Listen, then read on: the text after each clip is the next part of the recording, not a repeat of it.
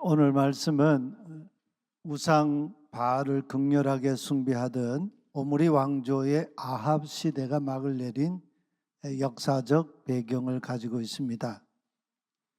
북이스라엘 왕조는 여로보암 1세 이후에 연속되는 쿠데타로 혼돈에 빠진 그런 왕조였습니다.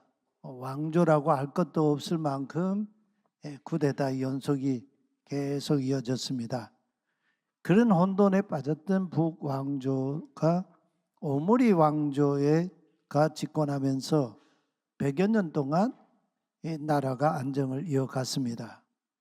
그 오므리 왕조의 대표적인 왕이 아합 왕입니다. 그래서 아합 왕조 이렇게 부르기도 합니다. 그때 남유다는 북왕조에 끌려다니던 그런 형국이었습니다. 오므리 왕조의 상징이었던 아합 왕이 아람과의 전쟁에서 전사를 했습니다. 아합 왕이 전사하면서 갑자기 힘의 균형이 무너지자 주변 나라들 중에서 모압이 가장 먼저 북이스라엘에 반기를 들었습니다. 오늘 본문 4절 5절에 보면 모압 왕 메사는 양을 치는 자였다고 합니다. 그래서 새끼 양 10만 마리의 털과 순양 10만 마리의 털을 이스라엘 왕에게 해마다 조공으로 바쳐 오고 있었는데 아합 왕이 죽은 이후에 모압 왕이 이스라엘 왕을 배반한지라. 여기 파샤라고 하는 동사를 쓰는데 아합 왕이 죽은 이후부터 계속해서 이스라엘 왕에게 이 조공, 이 계약을 그냥 파기를 해버려 중단을 했습니다. 모압 왕이 이스라엘 왕을 배반하는 역사적인 도전이 일어난 거지요. 역사학자 아놀드 토인비는 역사의 연구에서 역사를 도전이 일어나고 그 도전이 일어날 때 비전과 응전으로 그 역사에 맞서는 그런 역사의 과정으로 이해했습니다. 오므리 왕조 4대 왕이었던 이 여호람은 모압 왕 메사의 도전에 응전하지 않을 수가 없었습니다. 여호람이 모압 왕의 도전에 어떻게 응전하고 있습니까? 그때 열왕기 기자는 여호람의 그 응전을 어떤 시각에서 평가를 하고 있습니까? 여호람은 반기를 든 모압 왕과 맞서서 전쟁을 하기로 결의했습니다. 그래서 모압을 다시 한번 군사력으로 제압해서 40년간 받아오던 그 조공을 계속 받아내려고 했습니다. 여호람은 가장 먼저 전쟁하기에 앞서서 온 이스라엘 진영을 두루 다니면서 병력과 무기들을 점검했습니다. 또 유다왕 여호사밧에게 사신을 보내서 모압과의 전쟁에 나서는 북이스라엘과 함께 전쟁에 참여해서 군사동맹을 맺자고 요청했습니다. 그러면서 전가를 보냈습니다. 모압 왕이 나를 배반하였으니 나와 함께 모압을 치러 올라가시겠습니까? 하고 사신을 보내 요청을 합니다. 그때 유다왕 여호사밧이 그걸 말씀이라고 합니까? 올라가겠습니다. 우리가 내 것 따질 사이입니까? 내 군대 내 군마 내 군마 따질 사이입니까? 하면서 기꺼이 전쟁에 참여하겠다고 했습니다. 그러자 여호람이 우리가 어느 길로 진군하리이까? 여호사밧이 그때 에돔의 광야 길로 진군합시다, 이런 전술을 즉각 지시했습니다. 한번 지도를 보실까요? 예. 이 당시에 여기가 이제 국경선입니다. 이렇게 국경선. 이 위쪽이 북이 사마리아의 수도가 있는 북이스라엘 저 위쪽 갈릴리까지요. 굉장히 넓은 지역이지요. 그리고 이제 여기가 또 국경선인데 이게 유다입니다. 예루살렘에 수도가 있었지요. 그리고 남방에는 에돔이라고 하는 나라가 있었습니다. 여기 모압이 바로 이 지역에 이렇게 있었는데 모압의 수도가 바로 길 하레셋 이런 이 수도 바로 그 모압이었고 그 다음에 이 동쪽에 암몬이라고 하는 이 나라가 여기 이렇게 모압이 이렇게 있고 암몬이 위에 있습니다. 요람의 제의로 여호사밧과 일사천리로 전쟁을 준비했습니다. 그때 유다 왕 여호사밧은 왜 굳이 남방의 에돔길 광야길을 제안했을까요? 지도를 한번 보시면요. 사마리아에 있던 이 여호사밧이 군대를 출동시켜서 이렇게 유다를 거칩니다. 유다를 거쳐서 여기가 이제 에돔 이렇게 에돔여 북방이 그 사막길이죠. 광야길이죠. 이 길을 거쳐서 이렇게 모압의 수도인 길 하레세까지 이렇게 모압을 점령하자, 치자 이렇게 이제 길을 택했습니다. 사해 북쪽의 길을 피한 것은 그 에돔을 암몬을 자극해서 전쟁이 확전이 일어날까봐 암몬으로 가는 그 길을 피하고 남쪽 에돔의 그 이 광야 길로 이렇게 군사 이동의 길을 정했습니다. 당시 에돔은 남왕조 유다와 이 조공 복속 관계에 있었는데 에돔 왕은 유다 왕의 대리 통치자나 다름이 없었습니다. 그러다 보니까 에돔까지도 이 전쟁에 함께 참여시킬 수 있는 일석이조의 그런 전술이었습니다. 여기서 우리가 주목할 것이 있습니다. 이스라엘 왕 여호람과 유다 왕 여호사밧이 모압과의 전쟁을 도모하면서 하나님을 어떻게 대하고 있는지 우리가 그걸 주목해 볼 필요가 있어요. 제가 성경 본문을 쭉 읽으면서 여호사밧과 여호람이 하나님을 어떻게 대하고 있는가 그걸 제가 유심히 읽었습니다.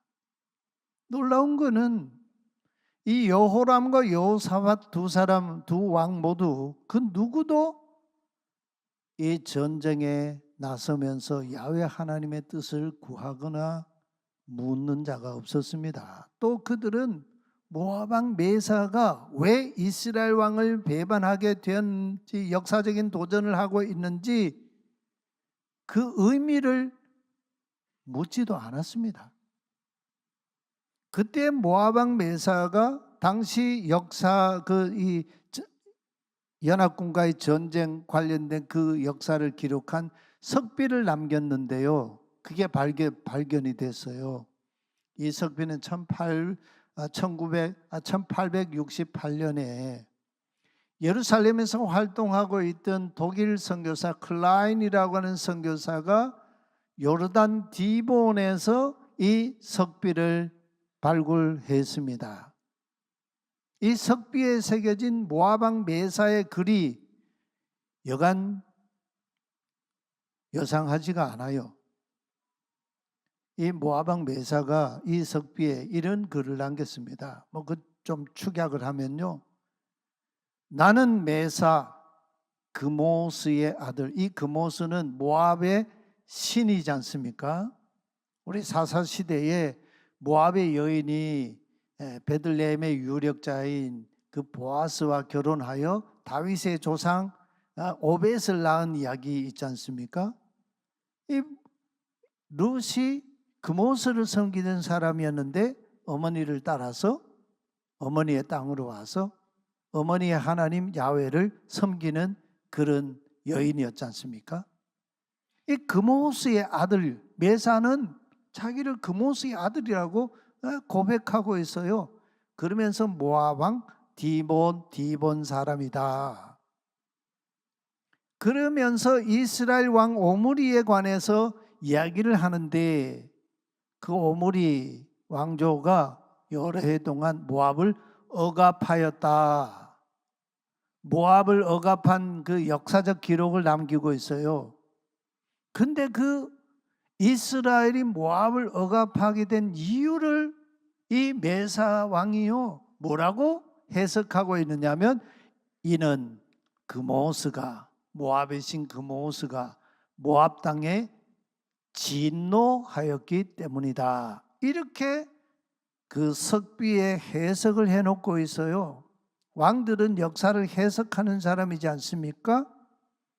그래서 오므리가 메드바를 땅을 점령했는데, 그의 통치 기간 동안 이스라엘이 그 메드바 땅에 거주하였다 이렇게 말하면서 40년 동안 메드바가 이스라엘에게 지배를 당했다는 역사적 기록을 쭉 남겨놓고 있어요. 근데 반전이 일어나지요. 그러나 나 모압의 왕 메사의 시대에는 그모스가, 모압의 신 그모스가 빼앗긴 땅 메드바에 돌아와 살게 되었다고 역사를 해석하고 있어요. 그래서 나 모압의 왕 메사는 그 메드바 마을을 공격하여 점령하였다, 이런 기록을 남기고 있어요. 이런 얘기예요. 어떻습니까? 모압 왕 메사가 이스라엘 왕 여호람과 유다 왕 여호사밧과 여러분 비교가 되지 않습니까? 대비가 되지 않습니까? 이 석비의 글을 본다면 이스라엘에 대한 메사의 반역은 그냥 단순한 어떤 왕의 정치적인 반역이 아니었다는 얘기예요. 나는 메사 그모스의 아들 모압 왕 디본 사람이라는 분명한 자기 정체성 때문에 이스라엘을 반역했다, 이런 기록을 남기고 있다는 거예요.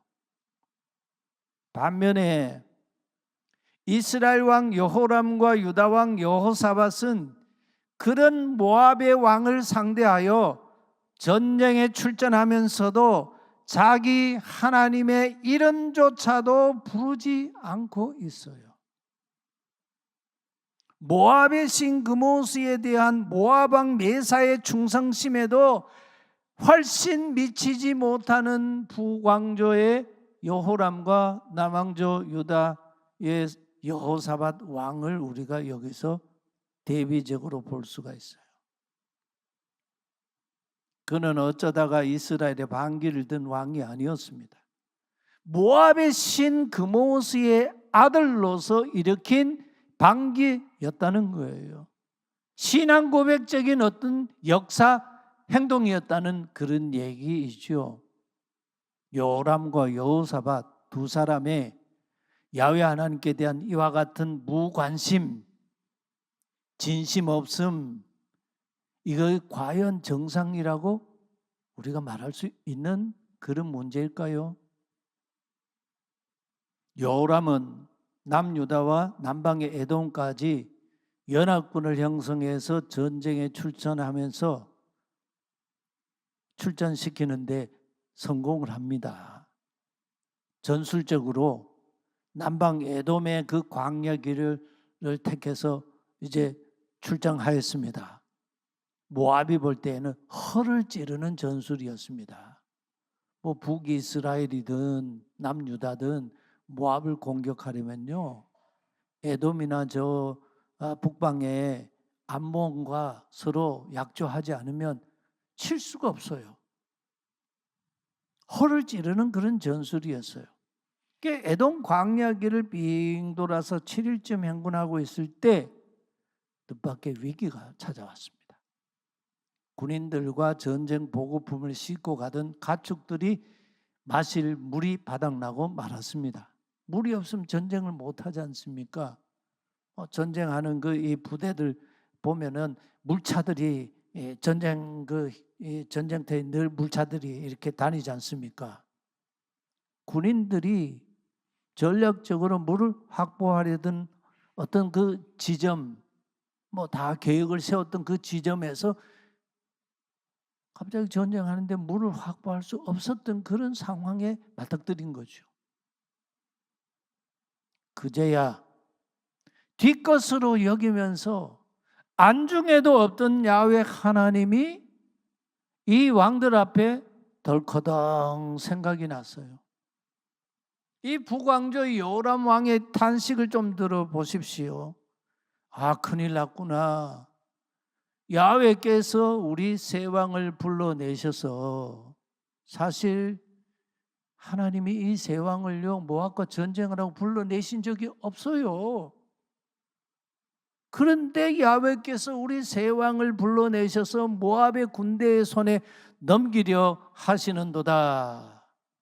아니, 출정할 때에는 하나님께 묻지도 않더니 이제와 야훼께서 우리 세 왕을 이 전장으로 불러내어서 모압 왕 메사의 손에 넘겨주시려고 한다면서 하나님께 책임 전가를 시키고 있어요. 하나님 이름을 들먹거리고 있어요. 이건 하나님 이름을 망령되이 일컫는 것 아닙니까? 이게 모압 왕 메사와의 그 그모스 신에 대한 그 진심과 너무 대비가 되고 있지 않습니까? 뒷북치듯이 그제야 유다 왕 여호사밧도 다급한 상황에 처하자 여호람 왕에게 계속 말합니다. 우리가 야훼께 물을 만한 야훼의 선지자가 여기 혹 없습니까? 여기 물을 만하다라고 하는 말 따라시라고 하는 말인데 그 하나님의 말씀을 따라갈 수 있도록 우리에게 예언하는 예언자, 여기 야훼의 예언자 여기 없습니까? 지금 전쟁 이 출정한 그 무리 중에 야훼의 선지자가 없느냐고. 요람이 무슨 선지자에 대한 관심이 있었겠습니까?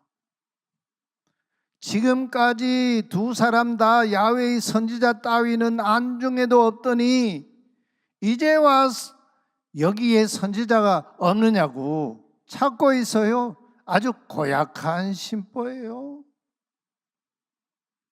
그때 놀랍게도 이스라엘 왕 요람의 신하 중에 한 사람이 왕 앞에 나와 거듭 대답하며 왕에게 간청합니다. 이 신하 좀 보십시오. 하나님이 그 때를 위해 예비해 두신 그런 이 인물이 아니겠습니까? 뭐 요람의 그 선친이었던 아합 왕 시대, 바알과 아세라 우상을 섬기는 그런 극렬한 시대에도 그 아합의 궁중에 국내 대신 오바댜라고 하는 인물이 있었는데 이 사람은 제사장도 아니고 선지자도 아니고 하나님을 경외하는 평범한 이스라엘 사람이었는데 그가요 아합의 그 박해를 피해서 선지자들 숨겨주고 떡도 주고 하는 그런 인물이 아합 궁에 있었어요. 오바댜. 바로 그런 인물 같은 인물이 요람 이 신하 중에 한 사람이 있었어요. 그래서 그 신하가 뭐라고 합니까? 제가 사밧의 아들 엘리샤라는 사람이 여기 있나이다. 제가 아는 엘리샤라고 하는 예언자가 있는데 그는 하늘로 승천했던 그 엘리야 예언자의 시중을 들던 사람입니다. 엘리야 예언자의 제자다 그런 얘기죠. 이 엘리야 한번 가만히 생각해 봐요. 이 요람 입장에서는 자기 아버지 아합과 어머니 이세벨에게 바알 이 선지자들과 싸움에서 대패하게 했고 아버지와 어머니를 아주 곤혹스럽게 했던 그런 예언자 아닙니까? 그런 예언자의 제자 엘리사가 여기 있다. 요람이 그 말에 귀가 번쩍 뜨였을까요? 생각해 보십시오. 모압 왕이 이스라엘에 반역한 지 벌써 10년이나 흘렀습니다. 그동안 단 한 번도 엘리사 선지자를 찾지도 않았던 요람입니다. 이제 와서 전시 상황에서 겨우 하나님을 찾고 그 선지자를 찾는가? 이거 어떻게 생각합니까? 소 잃고 외양간 고치는 격 아닙니까? 과연 이 전쟁이 승산이 있는 것일까요? 여호사밧은 그에게서라면 그 남왕국의 이 유다 왕 여호사밧이 요람에게 설득합니다. 그에게서라면 야훼의 말씀을 들을 수 있을 것이요. 그 요람이 설득을 당하죠. 그래서 두 왕과 함께 엘리사가 있는 곳으로 내려갑니다. 여호사밧이 아니었다면 요람은 엘리사에게로 아마 가지도 않았을 겁니다. 근데 엘리사가 요람을 대하는 태도가 여상하지가 않아요. 13절 우리 같이 한번 읽어봅시다. 엘리사가 이스라엘 왕 여호람에게 이르되 무슨 일로 나에게 오셨습니까? 당신의 아버지 아합과 모친 이세벨의 바알과 아세라 선지자들에게나 가 보시지요. 이스라엘 왕 여호람이 엘리사에게 말하였습니다. 그런 말씀하십시오. 야훼께서 우리 세 왕을 불러내셔서 모압 왕 메사의 손에 넘겨주려고 하십니다. 엘리사의 요람을 대하는 태도가 별로 호의적이질 않아요. 여러분, 열왕기 기자가요, 이 대목에서 무슨 얘기를 하고 있을까요? 열왕기 기자는 이때 북이스라엘 왕 여호람이 하나님 앞에서 정책 기조를 바꾸지 않았다고 책망하고 있어요. 이 여호람이 백성들이 여전히 바알과 아세라 우상을 숭배하는 걸 금하지 않았다고 합니다. 북왕조의 초대 왕이었던 느바세 아들 여로보암 1세가 악한 정책을 폈죠. 저 북쪽의 단과 또 중심부 베델에 금송아지 제단을 만들고 거기서 우상을 숭배하게 했던 그 느바세 아들 여로보암 1세의 악한 정책 기조에서 여호람이 단 한 발짝도 떨어지지 아니하였다. 따박했다. 거기 정책에 그냥 딱 달라붙어 가지고 하나님 보실 때 악한 정책 기조를 그대로 유지했다. 이렇게 열왕기 기자가 증언을 하고 있어요. 그러면서 지금 뭔 말씀을 하고 있는 겁니까? 야훼께로 돌이키라는 경고를 하고 있는 거죠. 예수님이 하나님 나라 운동하실 때 첫 말씀, 첫 선포가 뭐였습니까? 메타노이아 이테, 지금 회개하라는 거예요. 왜냐하면 하나님의 나라가 이미 가까이 와 있기 때문이다, 이러겠습니다. 근데 유감스럽게도 이 여호람은 열왕기 기자의 경고를 듣지 않았습니다. 아주 씁쓸한 그런 역사의 그런 이 모습이지요. 엘리사가 여호람에게 말합니다. 내가 섬기는 만군의 야훼께서 살아 계십니다.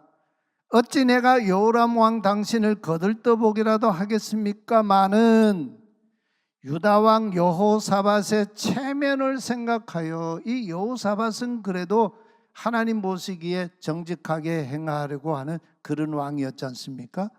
여호사밧 왕의 체면을 생각하여 청을 들어드리겠습니다. 이렇게 말하고는 검은옷 하는 사람 제게 불러오십시오. 그래서 그 사람이 와서 엘리사 앞에서 검은고를 연주할 때 하나님의 손이 엘리사와 함께 있었다 합니다. 그러면서 하나님의 예언을 말하게 했다는 거죠. 야훼께서 말씀하시기를 이 골짜기에 많은 웅덩이를 파라고 하십니다. 야훼께서 말씀하시기를 왕이 바람도 보지 못하고 비가 내리는 것도 보지 못하겠지만 이 계곡에 물이 가득 차게 될 것입니다. 그래서 여러분과 여러분의 가축 짐승이 마시게 될 것입니다 하고 예언을 했습니다. 그러고 나서 또 야훼께서 세 왕들의 손에 모압을 넘겨주실 것이라고 예언했습니다.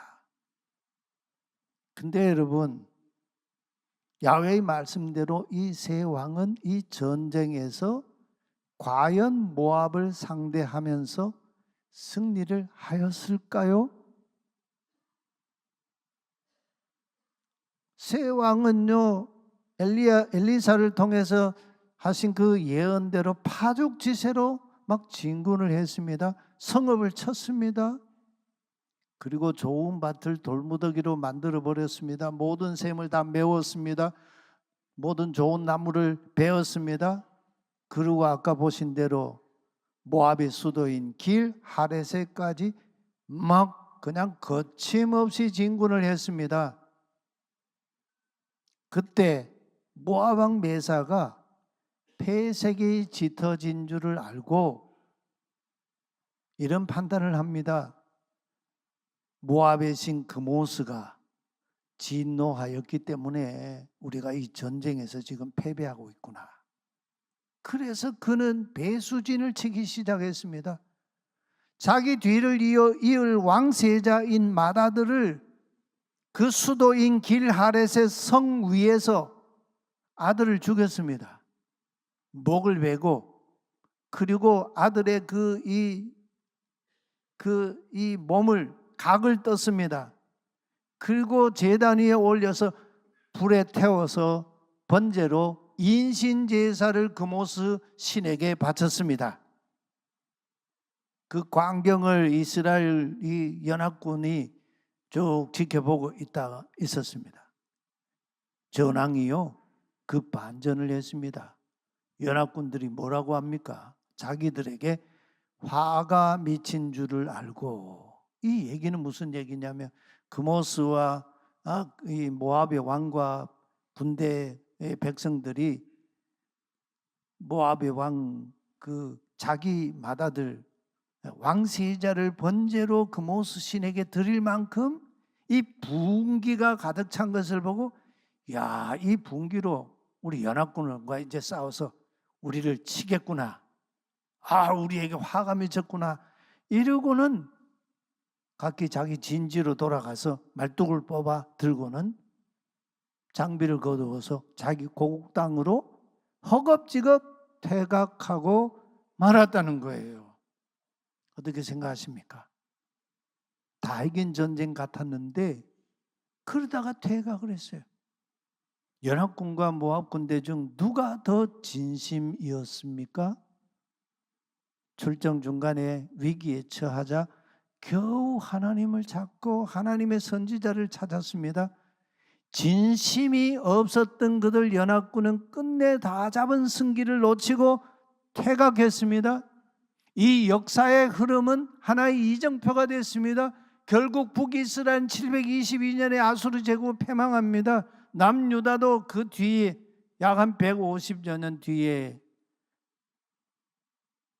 주전 586년에 바빌론 제국에 완전히 패망하죠. 그러나 모압 왕 메사는 비록 허망한 우상이었지만 자기 신 그모스에게 진심이었습니다. 맏아들 왕세자까지 자기 신 그모스에게 번제로 인신제사로 바쳤습니다. 지금 무슨 얘기를 하고 있습니까? 열왕기 기자가요. 열왕기 기자는요, 하나님의 백성들이, 하나님이 보시는 그 왕들이 이방신 그모스를 섬기는 모압의 사람들과 모압 왕과 모압 백성들보다 야훼 하나님 신앙의 진심이 부족하다고 지금 책망하고 있는 거예요. 다윗이 블레셋 장군의 골리앗과 싸울 때에 너는 칼과 단창으로 내게 나오거니와 나는 만군의 야훼의 이름 곧 내가 모욕하는 이스라엘 군대의 하나님의 이름으로 내게 나아가노라고 하면서 선포를 하지요. 전쟁은 야훼께 속한 것이라고 선포합니다. 그러므로 그가 너희를 우리 손에 넘기시리라고 하면서 골리앗을 향해서 달려나갔습니다. 이 고백은 전장에서 적과 싸울 때만 하는 그런 주술이 아니에요. 이 고백을 한 다윗이 평상시에 어떤 사람이었습니까? 시편 16편 8절에 내가 야훼를 항상 내 얼굴 앞에 모심이요 그가 내 오른쪽에 계심으로 내가 요동치 흔들리지 아니하리로다. 이 다윗이 이런 다윗이었어요. 오늘 이 시간 저와 여러분의 삶의 기조를 한번 돌아봅시다. 내 인생의 기조가 있지 않습니까? 내가 살아가는 내 인생의 삶의 방식, 기조가 있지 않습니까? 혹 위기의 때에만 하나님을 찾고 말씀을 들먹거리지는 않습니까? 정반대로 항상 야훼 하나님을 내 앞에 모시고 살아가는 진심 신앙인 예수인입니까? 전쟁은 야훼께 있다는 이 고백은 저와 여러분의 삶의 인생에 닥치는 도전 앞에서 항상 하나님의 신앙, 하나님 신앙에 진심으로 응전하는 삶을 사는 자가 누리는 승리의 고백입니다. 이 고백이 오늘 저와 여러분 모두의 고백이 되기를 소망합니다.